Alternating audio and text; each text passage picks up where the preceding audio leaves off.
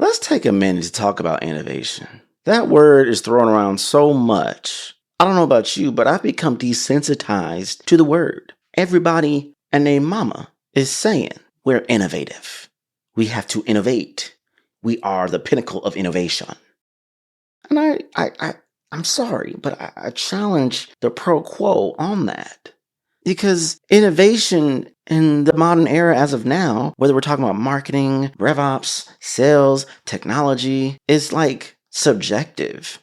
What you may quantify as innovative may really be a modified UX UI experience that gives you a better visual exploration of the app you've been using for the last 10 years. But now we call it innovative, right? Innovation could be a slight change in user experience where instead of taking 5 steps to do something, it takes you 2. Innovation could be as simple as, hey, we've reduced all of this clutter and made things more simplified. So you're saving 5 to 10 seconds per maybe that action that you would normally take, and you don't have to do any more.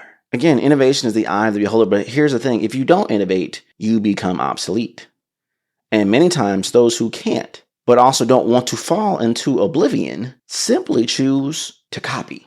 So our favorite brands are these innovative thought leaders who are heads of various brands. Are they setting new trends? Or dare I even ask, is there such a lack of innovation where people are just copying the foundation and adding a new bedazzle on top to show differentiation?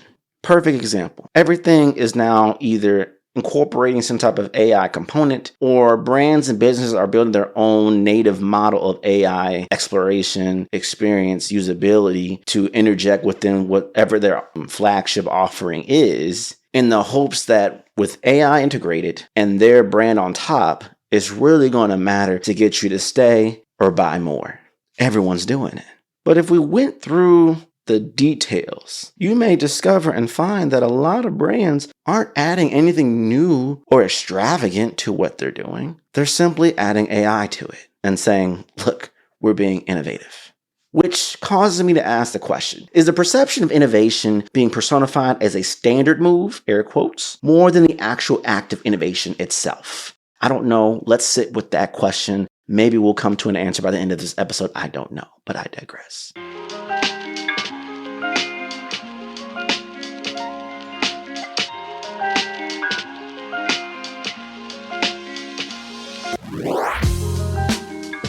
When I get to 4, I want you to take a big, slow, deep breath through your nose. 1, 2, 3, 4. Now slowly exhale and push that breath and all of the stress and tension out of your body in 4, 3, 2, 1. That calm you're feeling right now, that's what you get with HubSpot. Their all-on-one customer journey platform replaces the chaos of all those random tools you're using now with a single, powerful platform for all your teams. Get everyone on the same frequency and boost output. Take care of the tedious stuff with AI-powered tools. Generate better leads for marketing. Close more deals for sales. And you know what else? Earn more 5-star reviews for service. So don't hold your breath. Enjoy the zen that HubSpot brings to growing your particular business. And with that said, visit HubSpot.com to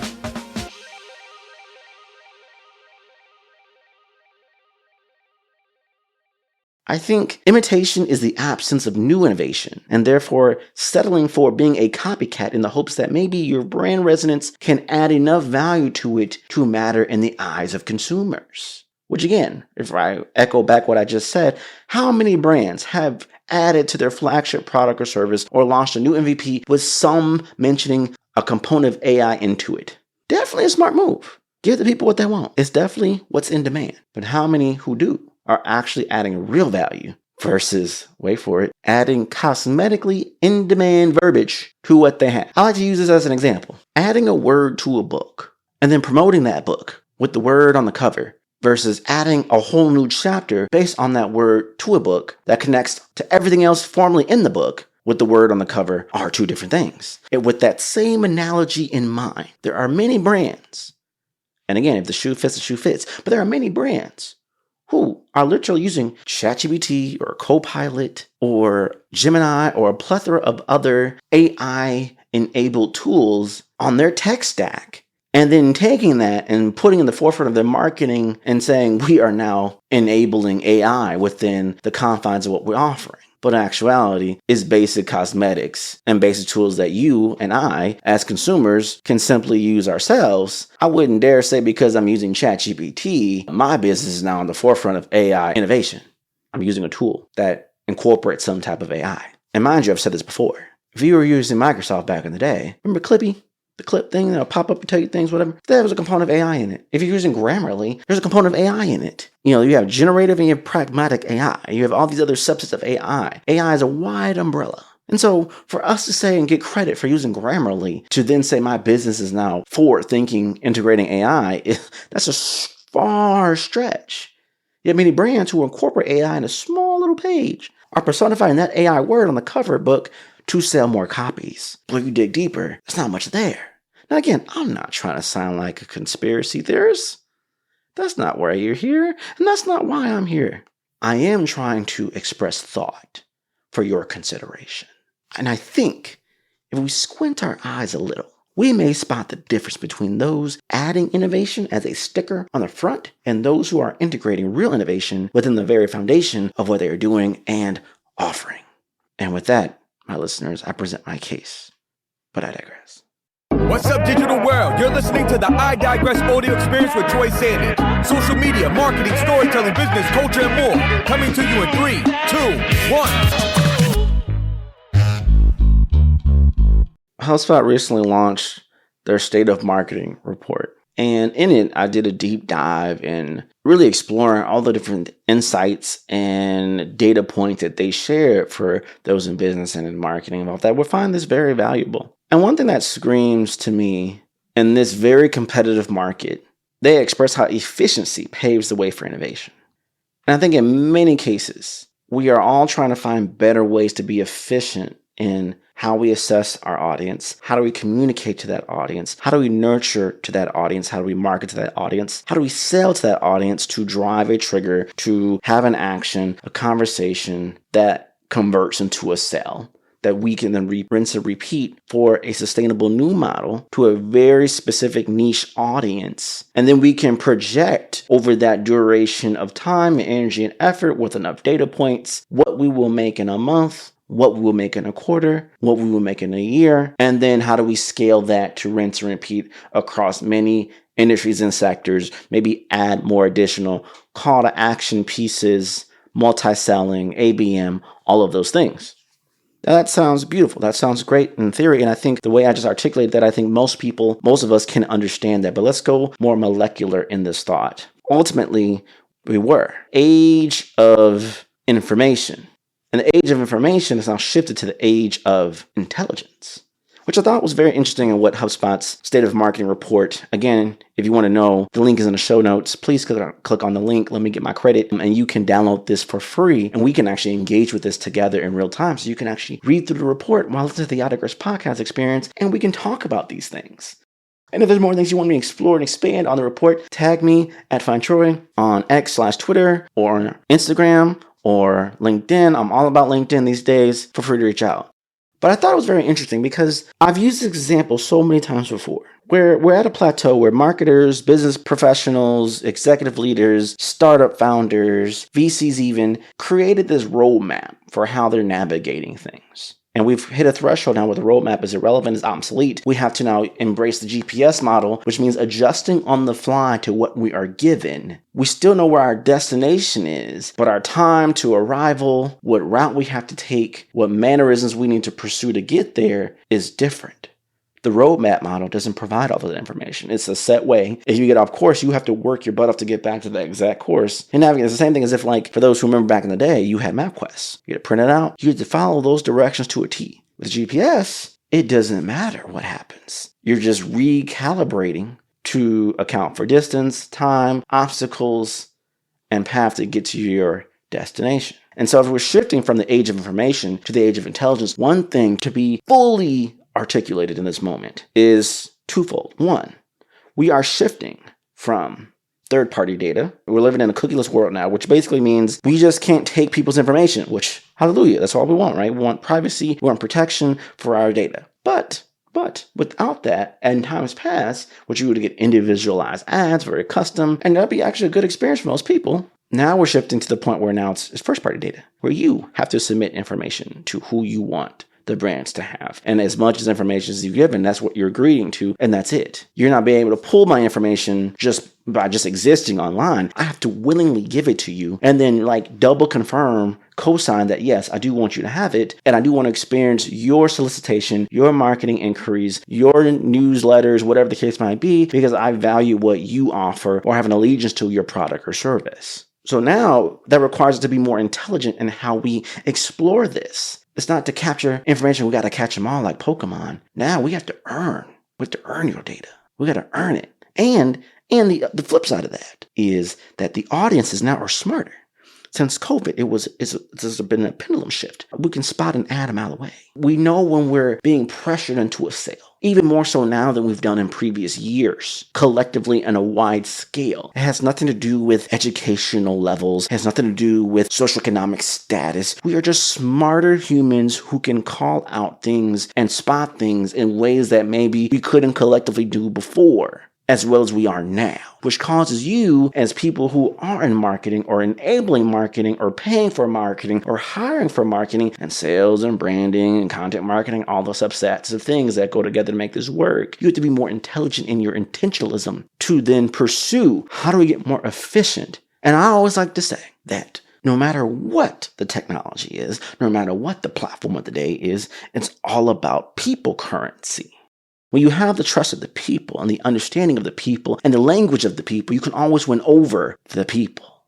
And so we are in this movement of winning over the people, but that requires better intelligence, that requires better communication, that requires a higher level of volume of output, of thinking, of intentionalism. And this is where many brands fall because they can't match the demand because they don't have the infrastructure to do those things.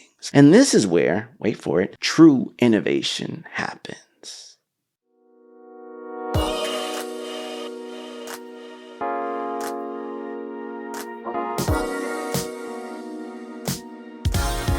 The Ops Authority, hosted by Natalie Gingrich, is brought to you by the HubSpot Podcast Network, the audio destination for business professionals. Every week on the Ops Authority, discover attainable strategies to move your business forward and transformational stories of powerhouse business owners who value operations. You cannot ignore the back-end pieces that have to work together and flow smoothly in order to build a brand, grow a movement, or even disrupt an industry. If the operations side of your business is a hot mess, putting out fires will always take priority. Therefore, leaving no room for creative innovation, fun visibility, or networking with powerhouse peers or wannabe peers. The Ops Authority tackles subject matters such as accelerating growth with category, industry, and platform specialization, prospecting and lead generation tactics that work for 2024 and beyond, and so much more. Listen to the Ops Authority podcast wherever you get your podcasts. I think many times people think innovation has to be, we have to make the next Apple model product going from a flip phone to an iPhone that has no buttons. It's just like, wow. And then you have to bet on that for 5 to 10 years of adoption to now be held the pinnacle of innovation. And now we, no matter what else we do after that, because of this high in moment in consumers' minds, we will forever be an innovative brand, even though what we offer later may be minuscule because we had that one monumental moment we're forever high level in the minds of the consumers. I'm not throwing shade at Apple. I'm just saying, if you read between the lines and you do the math and you go through all the other product launches and reviews that they've done since then, it's kind of been, we're really leaning on the legacy of what we did. And we're just giving you more components to stay in front of that legacy and hold on to our brand resonance that the more things that we're offered within this unit, the more you're just going to be engulfed in our product line, in our service line, and in our brand ultimately, which is very powerful. Don't get me wrong, it's very powerful. And there's a borderline between a high-level engaged community and a cult. And we have to be careful of that too. We can't be so blindsided to think because we own this audience for so long, we can do anything, put our logo on it, and it's going to sell.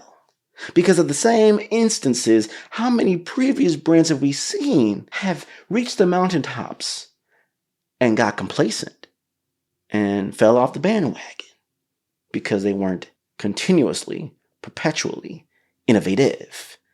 They engaged in innovation, but they weren't continuously innovative.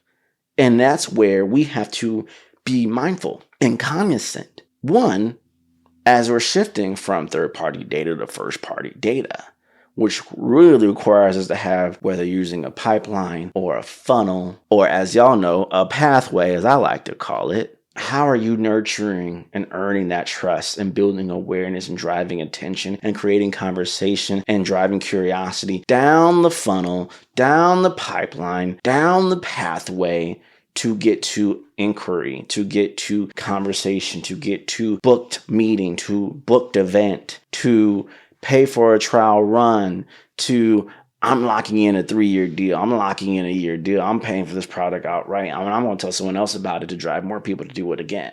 You know, I was just making a post recently about how when things hit the fan, usually marketing is the first to go. And I always find that to be weird. Yes, I can see a reduction, but I've seen folks that just basically drop the whole marketing department. Without marketing, you don't get awareness, you don't get attention, you don't get nurturing, which you don't get the touch points of the human psyche to then being compelled to buy, which means you're leaving a lot of pressure on your sales team that's fishing, but they got no bait, which means they catch no fish and they're wasting time. When in actuality, you have to look at the whole infrastructure of your business. How is everything operating? Where are the missing holes? That's also part of the age of intelligence, more introspection. Again, go listen to my episode, The 6 Eyes, explore that. Do more introspection on your business. But I digress. Diving back in, this is where artificial intelligence can come into play, whether in tools and integrations and expansions and within your tech stack, within the acumen of your teams and your employees and your staff, and even yourself to incorporate and integrate to then allow you to do more with less at a higher percentage of close rate, at a higher percentage of production by integrating AI in a way that maximizes the output of your teams, that minimizes the missed opportunities because you're training these models based off what you are learning, and AI can maximize what it's processing at a faster rate than the human mind could, or the time allotted to commit to it in the first place to make it happen. Again, efficiency leads to innovation, which means more human-centric marketing. In the State of Marketing report, it says, in the year ahead, marketers plan to invest in the channels that bring the best results, prioritize building relationships with their audience, and automate manual tasks to make way for more human marketing. So let's put this in perspective. There's many challenges that are eluding to marketers and business owners and leaders right now, and that's keeping up with trends, generating traffic and leads, understanding customers and their needs, having low quality data, and achieving sales marketing alignment. Those are all within the same amount of thresholds as top challenges that they're facing. While at the same time, marketers and business owners and leaders with effective strategies list their top goals for this year being increasing revenue and sales, increasing brand awareness and reaching new audiences, of course, increasing engagement, improving sales marketing alignment, and driving traffic to brand website. Now, you see the correlation of both of those things. It's driving communication, it's marketing, it's attention awareness, it's coming through a pipeline or a flywheel or a pathway, that intersection, that circle, that rotation, whatever you want to call it, that middle piece, and then coming on the other side with more sales, more advocates, more awareness, driving new audiences. You're hitting the cha-ching, cha-ching, cha-ching wherever you go. But where most people fall apart is at the top and in the middle. Because if you get people from the top and the middle to the bottom of however your business operations is processed or funneled, you have a very high percentage of close rate. But when we leave everything by chance at the top, which is where most people live, and don't get as marginally as many people in the middle, over a substantial period of time, you will become obsolete and you will fall apart and your business will be no more. That's just basic business math 101. And so how do we navigate that now? There's a balance now where we have to incorporate artificial intelligence with first-party data, with human interaction and edutainment, which is education and entertainment, all together in a valuable, cost-effective, cost-efficient way that drives optimal results consistently. Now, the hard thing about doing that is there's so many things to consider. But when I can train a model, when I can build a sequence, an integration, an app to tie in loose ends of processing immense amount of first-party data, or assessing who within our middle grounds is more prone right now, that if we were to inquire about a sales opportunity, a revenue generating opportunity, they have a higher chance of saying yes to the call, yes to the meetup, yes to the virtual meeting. Yes, we do that manually, but if we can build models to do that efficiently, that saves us time to spend more time where it matters most: human interaction, human connection, and human relationships. Because at the end of the day, we're all about people currency. Now, amazingly, to counteract that and to be more in the forefront, Kyle, the director of marketing media at HubSpot, said that partnerships with the creators are now indispensable for business growth. Well, I guess I'm living proof of that, being a creator on the HubSpot Podcast Network, but I digress. But also just being both a creator and having to manage and having to partner with creators for different businesses and campaigns and things like that, it definitely matters for business growth. Because as you have seen, as we have talked about now, there are many brands who have fallen off the wayside because at one point they had innovation, but they weren't continuously innovative. And you think of the Montgomery Awards back in the day. You think of the Kmarts back in the day. You think of the Blockbusters back in the day. You think of all these different organizations and brands that scream out that at one point were at the pinnacle of their specific niche that fell down because they weren't as innovative. And in the same way, logos don't matter as much if there's no feeling attached to it, if there's no community thriving through it, and if there's no faces that are representative that people connect to in front of it. And so you partner with creators that speak to your particular audience, that represent your audience, that use your tool, that use your product, that use your service, that people trust, know, like, and trust. That coexistence, you get street cred. You get brownie points just by the affiliation from the awareness piece. Now you add in that pushing in content that maybe you put ad dollars behind. Now you have attention. You have garnished attention in a new way. Oh, we have affiliation. We have these things going on. I see this person. I like this person. I trust this person. I believe this person. Therefore, I want to hear what they have to say. Oh, they're talking about your brand in a way that doesn't feel salesy. It feels like a best friend is telling another best friend, oh, I love this product and here's the reasons why. And maybe you should consider it too. And there's a higher chance that that's going to even happen than a stranger that they don't know, who doesn't have any rapport or anything whatsoever to learn to know about this person, that would care, that would have enough charisma or characteristic to get someone to stay and listen.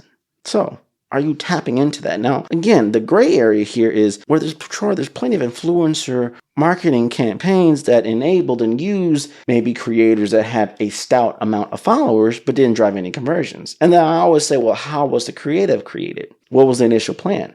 Many times it's not the creator's fault on execution. Is it the delivery? Is it the storyline? Were they the right creator in the first place? If we're only thinking about how much their potential reach is from a numbers game, that doesn't guarantee that every single person that is going to see their content, even through ads. And we all know that because the algorithms don't play that way. We know that too.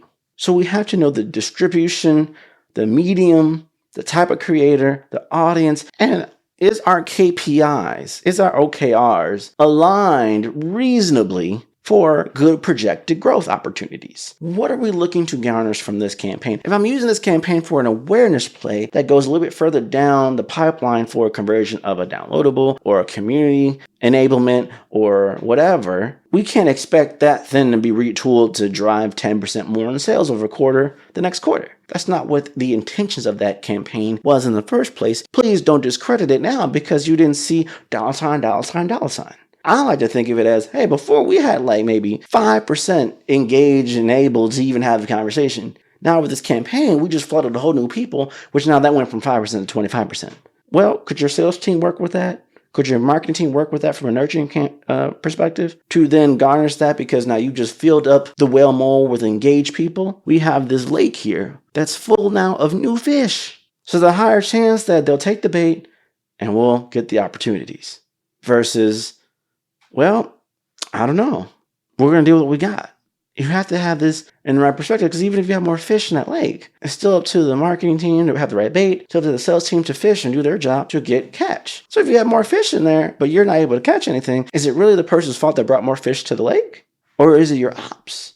Maybe you're understaffed. Maybe you're not being as attentive at certain thresholds and milestones and checkpoints that they need to see a human interaction. And maybe because they're wasting too much time on other data points where you can integrate AI to do this. So I'm trying to bring this full forward here. And if you like what I'm doing, I'm going to do another part on this, tying in the HubSpot, the state of marketing report to innovation or anything you want to talk about. Feel free to tag me at Find Troy on LinkedIn, on Twitter/X, on Instagram. Let me know. Send me some messages in my DMs. I will break this thing down. And hopefully you're finding value in this. Again, the link to the HubSpot State of Marketing report is in the show notes. Please click on it. Please and thank you.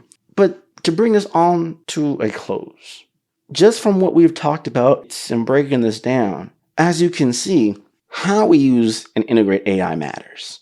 In this age where we're shifting from information to intelligence, where innovation isn't enough and innovation is subjective. Are you being innovative in a way that is compelling to your very audience, willing to pay, willing to stay, willing to pay for more, willing to tell others to use this product or service? Can you really prove that integrating AI is going to be a betterment to your product or service? Not enough as a marketing ploy to get more visibility. Is it going to bring more value? And can you prove it? And is that a sustainable value chain?